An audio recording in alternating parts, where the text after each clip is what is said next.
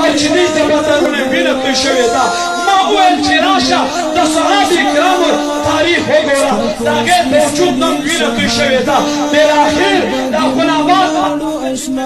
یو ورځ د ورځو داسې ده د جمعې مبارکې ورځ ده خلک دې ته سوچ وکړه شیخ صاحب مبارک چې دی هغه د ذکر دې خپل وکړلی شو چې کله زه راغله شومه شیخ صاحب مبارک راته اواز کو وایي راشه تقریبا 15 دقیقه چې دی شیخ صاحب مبارک خو بیا خبرې راته کړې دی هغې کې ډېرې خبرې ډېرې ناشنا وې تر اوسه پورې سوچ ته پر هغه باندې وم چې څه ناشنا خبرې راته کړې دی غوږ په غوږ یې خبرې راته کړې دی شیخ صاحب مبارک چې کله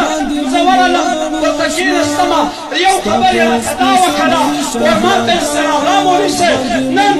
پس غلام حضرت غلام مناظرو ته نه وځي ته ولې د سوات مناظرې ته نه لاړې نن د پس غلام حضرت غلام نه وځي مناظرو ته نور به مناظرې زه تاسو ته در پرېږدمه نور به بحثونه تاسو ته در پرېږدمه ما ورته ویل شیخ صاحب مبارکه اسناد دې ستایي کتاب دې ستایي راښودنه دې ستایي تعلیم دې ستایي انشاءالله تعالی مناظرې په ټولو خدمتونه به شاګردان درته کوي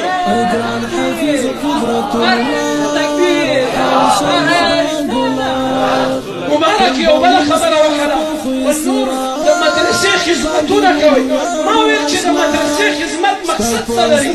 د مدرسې خدمت مقصد څه لري وایي مدرسې کې خدمتونه کوي ما ورته ویل د سید صاحب خدمت به کوو ما ته څه پته ده چې نیمه ګنټه پس به نابغه جانان رحمت الله علیه شهید کېږي زه وایم تقریبا چې دی 14 مرمۍ دی مبارکه 11 یا چې دی مرمۍ دی په بدن کې خوري زه یم دا د عقیدې لپاره دا د مذهب لپاره ورونو چې څومره محبین یې خلکو وایي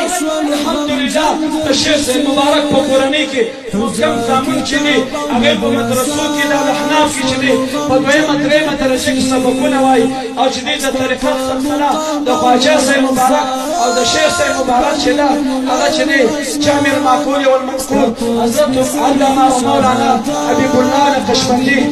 الصدیقي صاحب دامت طول الله عمره دا روانه کړې ده څومره چې د شیخ صاحب محبین یې موږ ستاسو شکریا ادا کړو چې تاسو دې استانې ته تشریف راوړو وما علیک الا البلاغ المبین واخر دعوانا الحمد لله رب العالمین یو څل د خوشحاله کېدلو لپاره یو څه الفاظ درته وایم اواز بم راکوئ لاسونه بم وچتوئ موږ حضور مبارک ته وایو ستا د خپو خاورې به ګلونو باندې ورنه کړمه ستا ځنګلونه به باغونو باندې ورنه کړمه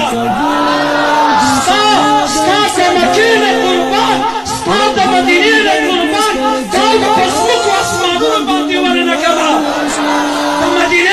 د مدینې منورې چېرته یو شانه کوڅه د مدینې منورې چېرته یو شانه کوڅه دا به د ټول دنیا کارونو باندې